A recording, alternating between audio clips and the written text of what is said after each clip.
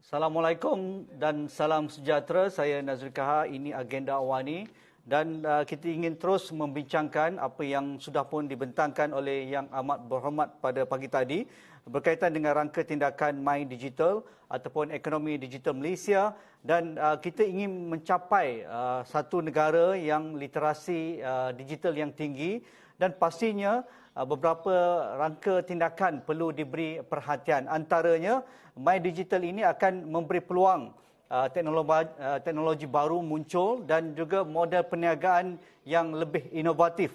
Dan ini penting untuk memartabatkan lagi pendapatan rakyat di negara kita. Mungkin tidak lagi stagnan ataupun sudah pun tepu, tetapi lebih mendapat pendapatan yang lebih tinggi apabila mereka lebih termasuk dalam ekonomi digital ini, dan akan mencipta enjin pertumbuhan ekonomi yang baru. Jadi dalam melihat rangka tindakan blueprint ekonomi digital Malaysia ini, bagaimana kita perlu respon dengan segala prasarana ataupun infrastruktur? Adakah apa yang kita ada pada ketika ini mencukupi, ataupun kita perlu menambah kelajuan speed internet kita dan juga capaian internet akses kepada rakyat kita, sama ada di bandar, di pinggir bandar, di kampung ataupun di kawasan pedalaman.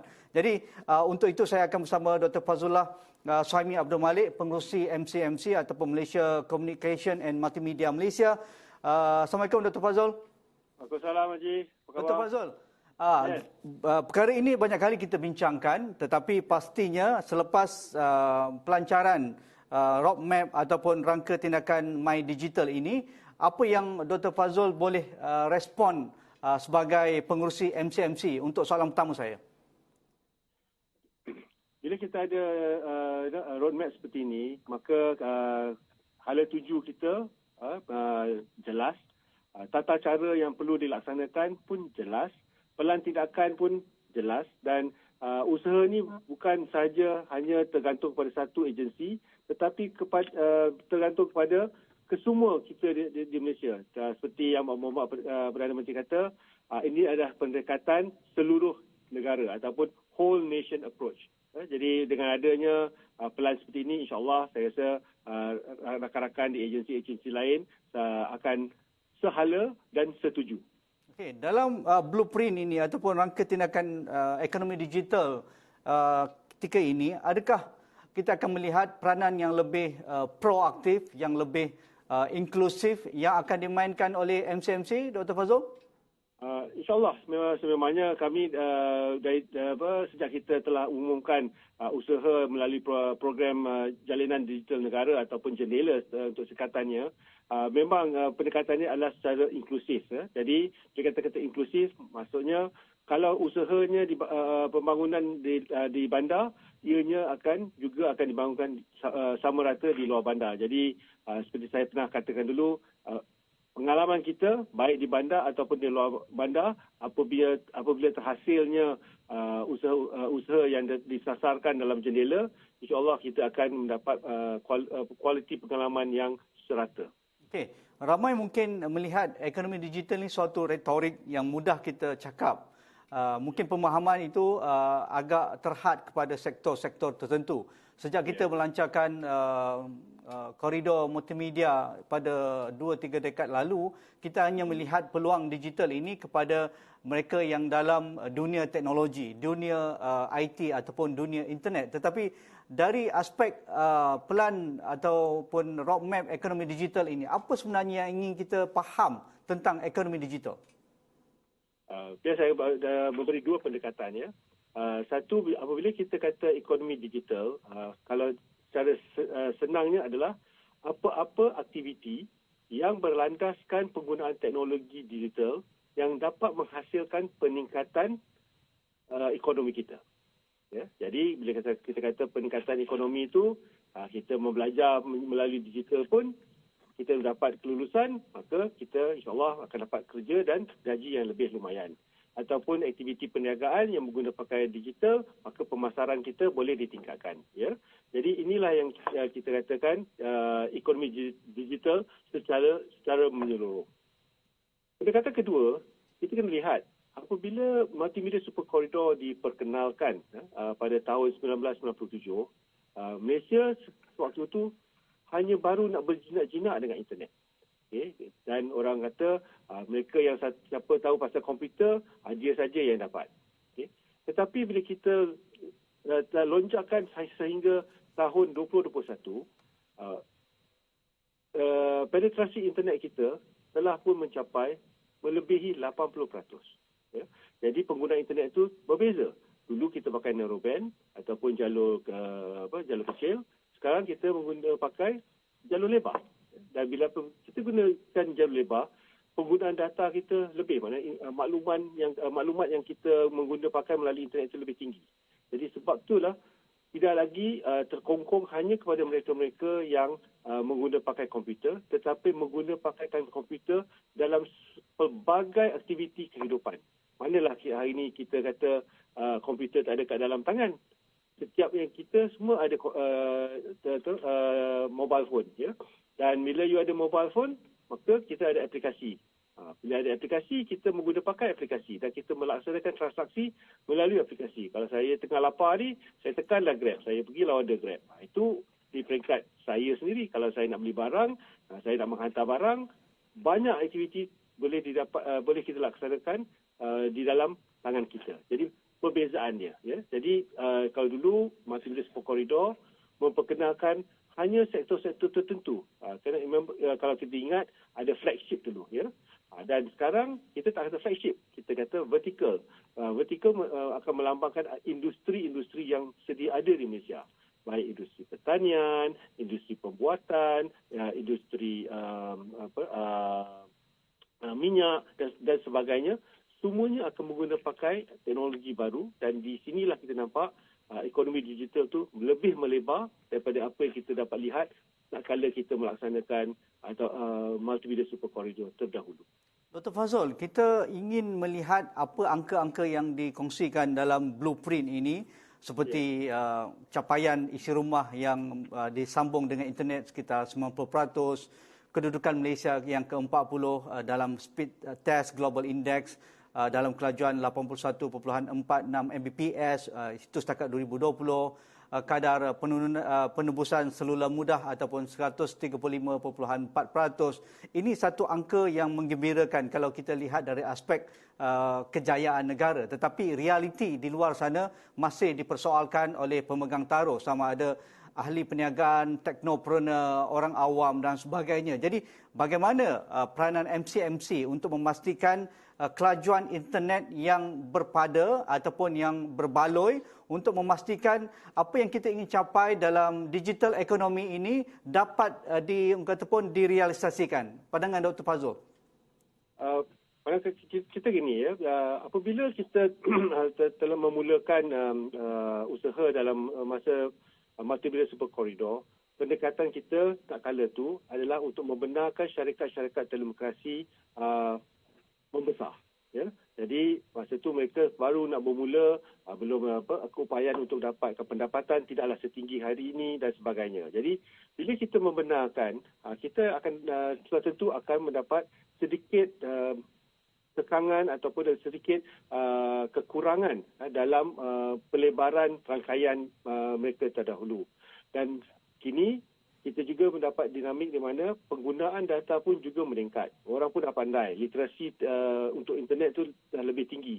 Dulu tak kenal internet. Sekarang bukan tak kenal internet. Dia nak makan lebih internet. Yeah. Jadi keperluannya telah meningkat. Dan usaha FCMC kali ini adalah tidak lagi membenarkan pembekal perkhidmatan melaksanakan pendekatan perkhidmatan seperti yang mereka laksanakan dulu kerana kita terpaksa buat intervensi ya, di mana kita sekarang memaksa setiap pembekal perkhidmatan untuk memastikan satu, liputan yang 100%, kedua, kualiti perkhidmatan yang pada tahap yang dikehendaki ya. Dan sekiranya mereka tidak melaksanakannya, maka kita akan mengenakan penalti yang disediakan oleh undang-undang. Dan pendekatan itu bukanlah kita cakap suruh dia orang buat dan mereka dah terus buat. Tidak. Bila kita menyediakan sasarannya, kita juga berjumpa dengan pihak industri setiap 2 minggu. Saya sendiri mempengerusikan dan bersama-sama dengan Ketua Pegawai Eksekutif Syarikat Telco untuk kita sama-sama mengembeling tenaga untuk memastikan perkhidmatan dapat ditingkatkan. Kalau aduan ada aduan diselesaikan dalam masa 24 jam. Pelbagai usaha dilaksanakan. Adakah kita dapat merasakannya? Saya yang akan pertama kata belum lagi. Ya. Sebab usaha ni telah dimulakan hanya pada bulan 9 tahun lepas. Kalau kira-kira, belum lagi sampai 6 bulan. Tetapi, apakah impak usaha yang sedemikian? Yang kita dapati adalah peningkatan rangkaian ada dan jumlah aduan pun telah berkurangan sebanyak 14%. Jadi kalau orang tak adu tu, maka dua perkara boleh berlaku. Orang dah fed up nak mengadu ataupun sememang dia tak ada sebab nak mengadu. Jadi kita ambil pendekatan ada penurunan. Jadi memang ada peningkatan dari segi pengalaman pengguna tetapi masih belum pada tahap yang kita kehendaki dan usaha ni kena berterusan. Saya tak akan kata kita boleh tidur lepas ni, tak ada. Kena kerja berterusan untuk memastikan pembekal semua memberi perkhidmatan yang sebaiknya mengikut apa yang mereka janji. Untuk meningkatkan tadbir urus ataupun governance, ketulusan, apa yang ingin kita capai ini satu tugas yang sukar. Walaupun Dr. Fazrul kata sering berjumpa dengan pembekal perkhidmatan seminggu sekali ataupun 2 minggu sekali, tetapi rakyat juga mereka membayar perkhidmatan dengan jumlah yang agak optimal dengan perkhidmatan yang diberikan oleh pembekal perkhidmatan. Jadi adakah dengan cara menyediakan lebih banyak saluran semak dan imbang seperti dashboard ataupun ketulusan pihak MCMC untuk menyalurkan maklumat yang sebenarnya di lapangan kepada pengguna akan diberikan dalam masa-masa akan datang untuk memastikan kita benar-benar ingin mencapai satu tahap yang setanding dengan negara maju dalam pembekalan internet yang berkelajuan tinggi dan akhirnya refleksi kepada industri yang akan kita lihat berkembang dalam era ekonomi digital ini. Dr. Fazrul? InsyaAllah kita telah pun berjanji untuk menyediakan apa kita panggil sebagai peta jendela. Ya. Peta jendela ini akan membenar kita sebagai pengguna untuk melihat apakah tahap kualiti pembekal perkhidmatan. Mungkin saya pergi ke kampung A, pembekal nombor 1 tak elok. Saya boleh, kalau saya selalu ke kampung A, eloklah saya pakai pembekal yang lain. Okay. Dan ini memerlukan data. Ya. Dan di sinilah kita pun telah memaklumkan bahawa kita akan memulakan sistem bekalan data untuk mengumpul data-data ini untuk dipaparkan bagi pengguna. InsyaAllah kita akan mula pada penghujung suku pertama. Ya, InsyaAllah dalam bulan 3 ni sistem tu akan mula dilaksanakan.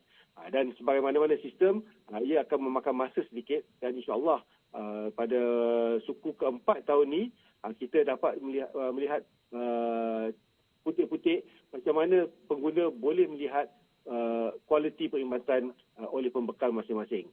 Dan di sinilah saya harap ketelusan data kepada pengguna dapat memberi rangsangan untuk pembekal untuk mereka memastikan kualiti perkhidmatan mereka lebih elok. Dan bagi pengguna, dia juga boleh tengok aduan mereka. Kalau aduan mereka masuk pada satu tempat, kita akan tunjuk tempat tu menjadi merah. Sebab ramai orang mengadu tentang tempat tersebut. Dan di sini juga kita di pihak MCMC boleh mengambil tindakan yang lebih proaktif untuk memastikan pembekal memperbaiki rangkaian mereka untuk memperbetulkan perkhidmatan yang telah diadukan tadi. Jadi banyak perkara terpaksa dilakukan mungkin di belakang tabir yang tidak dapat dilihat oleh pengguna. Yang mana yang kita boleh melaksanakan adalah setiap suku kita akan menyediakan laporan jendela untuk dipaparkan untuk ke semua pihak. Dan kalau nak periksa, hari ini pun boleh masuk untuk melihat laporan suku yang terdahulu melalui myjendela.my. Ya, saya layari di situ dan tengoklah, telaahlah ke pelbagai laporan yang kita sediakan untuk paparan oleh pengguna.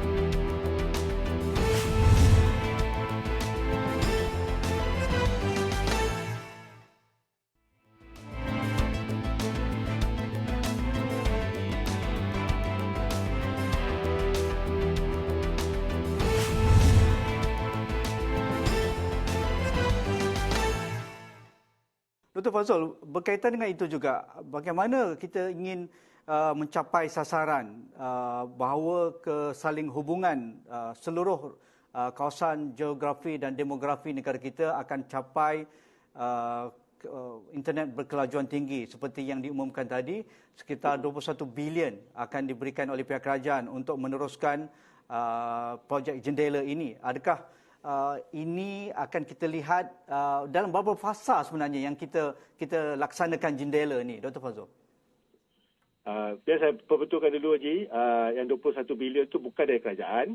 21 bilion adalah pelaburan daripada kerajaan dan swasta. Okay. Kalau kita ambil dari segi ratio, 60% akan datang daripada pihak swasta dan 40% akan datang daripada kerajaan. Dan kerajaan ialah melalui dana perkhidmatan sejagat atau lebih dikenali oleh USP Fund. Ya. Nombor dua, fasa yang kita tetapkan adalah dua fasa. Fasa pertama bermula pada tahun 2020 dan akan tamat pada penghujung tahun 2022. Dan fasa kedua akan bermula pada fasa 2023 sehinggalah tahun 2025. Dan sasaran-sasaran untuk kedua-dua fasa ini telah pun kita paparkan dan kita akan memegang pada sasaran yang telah ditetapkan bersama industri untuk untuk industri dan pihak FCMC melaksanakannya. Untuk menarik pelaburan, sama ada pelaburan domestik di kalangan syarikat pemula, startup tempatan domestik ataupun syarikat bertaraf MNC dunia ataupun global, ataupun startup unicorn global yang berada di seluruh dunia untuk dijadikan Malaysia, untuk menjadikan Malaysia sebagai satu tapak mereka sebagai base dan hub. Jadi adakah dengan pelaburan melalui jendela dan kita memastikan governance dalam pelaksanaan internet berkelajuan tinggi ini akan mampu menarik minat mereka, kerana mereka mahukan satu program ataupun polisi yang inklusif, yang substantial untuk mereka dapat pulangan yang berbaloi jika mereka menanam modal di negara kita. Kita tahu negara-negara lain pun sedang sibuk menarik modal ini, Vietnam, Singapura, Indonesia. Jadi bagaimana Malaysia perlu ada USP, Dr. Fazrul, untuk memastikan kita berjaya menarik pelaburan unicorn ataupun startup yang mungkin di kalangan rakyat kita sendiri? Sebenarnya hari ini yang pertama kita telah memastikan secara polisi telekomunikasi adalah satu utility awam. Kalau dulu electricity dan api sahaja, dan air saja disediakan sebagai utility, sekarang telekomunikasi juga diambil kira sebagai utility. Dan prosesnya memakan masa, tetapi insya-Allah ia akan diterima pakai di seluruh negeri-negeri di Malaysia. Buat masa ini 5 negeri telah pun membuat keputusan untuk menjadikan ianya satu polisi di peringkat negeri. Negeri seperti Perak, Pulau Pinang, Pahang, Melaka dan Sarawak buat masa ini. Ya. Dan kita sedang berusahakan agar beberapa lagi negeri akan membuat keputusan untuk melaksanakan ianya sebagai polisi pembangunan. Itu yang pertama. Dengan ada polisi yang terang seperti itu, maka pelabur akan tahu, di Malaysia ni telekomunikasi for sure ada. Macam juga electricity for sure ada dan air. Itu nombor satu. Nombor dua, kita kena tingkatkan kelajuan perkhidmatan yang kita sediakan. Kalau sebelum ni kita banyak menggunakan pakai mudah alih, sekarang polisi adalah untuk meningkatkan adanya gentian optik. Ya. Mudah alih, rangkaian mudah alih mesti ada. Tetapi ianya tidak boleh menjadi rangkaian primer. Ya. Rangkaian primer akan adalah gentian optik. Dan yang ketiga adalah penerapan teknologi baru ataupun rangkaian untuk rangkaian baru iaitu teknologi 5G. Di sinilah kita dengan usaha jendela kita sekarang mendapat putik-putik kejayaan di mana kita boleh mempercepatkan pelaburan untuk 5G yang telah pun diumumkan oleh Yang Amat Perdana Menteri. Jadi bila pelabur baik dalaman ataupun pelabur luar, mereka akan tengok Malaysia ni apa status internet dia. Dan kita boleh kata kita pun ada 5G dan bukan cukup saja 5G. Kita ada ekosistem 5G. Iaitu ia akan mengambil kira perkhidmatan awan ataupun cloud services, kesinambungan dengan antarabangsa atau submarine sea cable, dan juga gentian fiber yang meluas di Malaysia. Okey, berkaitan dengan 5G, Dr. Fazrul dah mulakan 5G tu. Bagaimana rakyat boleh mendapat manfaat terus? Dikatakan ratusan ribu peluang pekerjaan akan dicipta melalui sistem terkini bertaraf 5G ini ke seluruh negara dalam masa 5 tahun ataupun 10 tahun mendatang. Jadi adakah ini akan merapatkan jurang ekonomi ataupun kalau salah cara kita mengambil tindakan ataupun pelaksanaan di bawah sana, dia akan mewujudkan lebih luas jurang pendapatan di kawasan luar bandar atau pedalaman dengan mereka yang hanya dapat melayari 5G ini. Jadi apa pandangan Dr. Fazrul?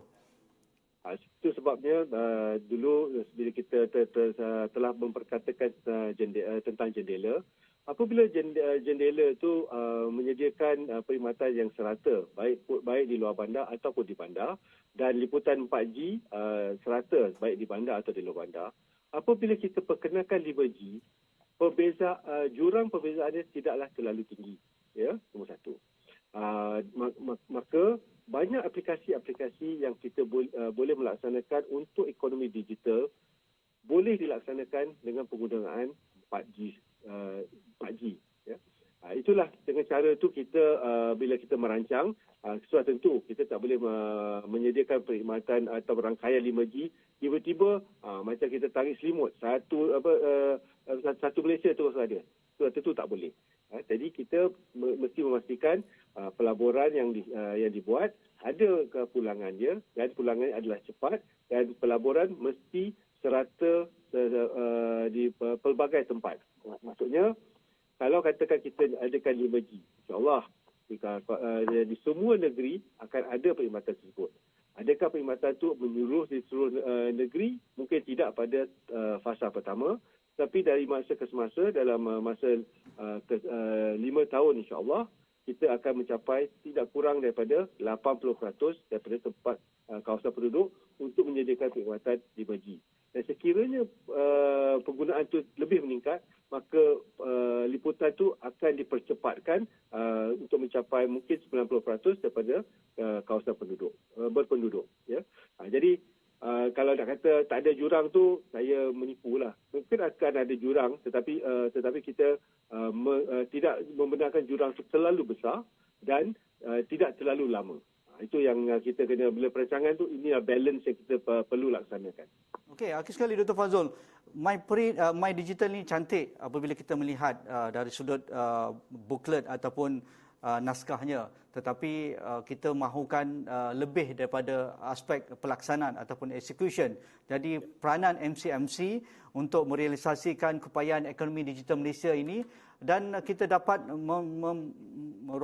merobohkan ataupun kerena-kerena birokrasi, ada seamless kerjasama antara pemegang taruh, antara kerajaan, swasta dan juga regulator seperti MCMC, dan juga ekosistem digital seperti anak-anak muda kita yang sudah pun begitu ramai bangkit apabila kita lihat dalam pandemik COVID-19 ini. Rupanya hebat anak muda kita dalam dunia digital dan mereka terkehadapan mencari peluang ini. Jadi bagaimana Dr. Fazrul melihat ini dapat realisasikan dan kita tidak lagi berretorik cara-cara lama lagi dah?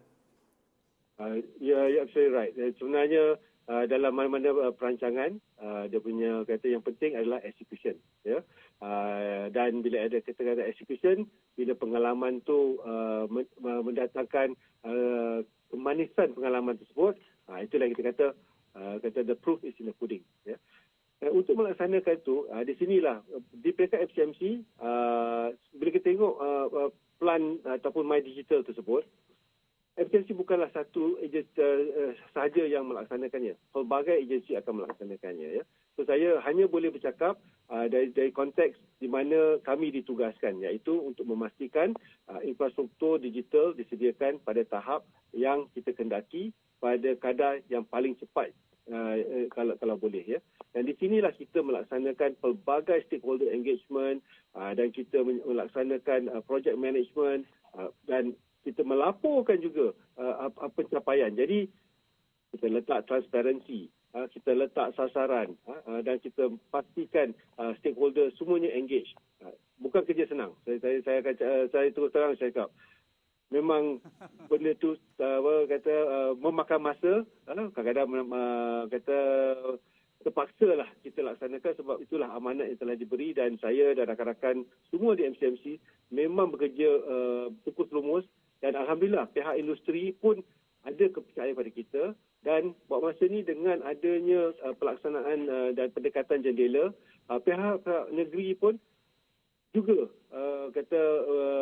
memberikan respon yang positif. Jadi saya rasa kita telah mula pada landasan yang baik dan monitoring akan menjadi perkara yang paling penting untuk kita pastikan apa yang disasar dilaksanakan pada masa yang ditetapkan. Terima kasih Dr. Fazlullah Suami Abdul Malik, pengerusi MCMC. Terima kasih Dr. Fazul supaya kita dapat berjumpa lagi dan berbincang lagi dalam perkara-perkara yang lebih berfokus. Itu saja perbincangan kami dalam peranan MCMC melaksanakan rangka tindakan My Digital. Itu saja agenda awani pada malam ini. Sekian. Assalamualaikum. Kita jumpa lagi. Terima kasih.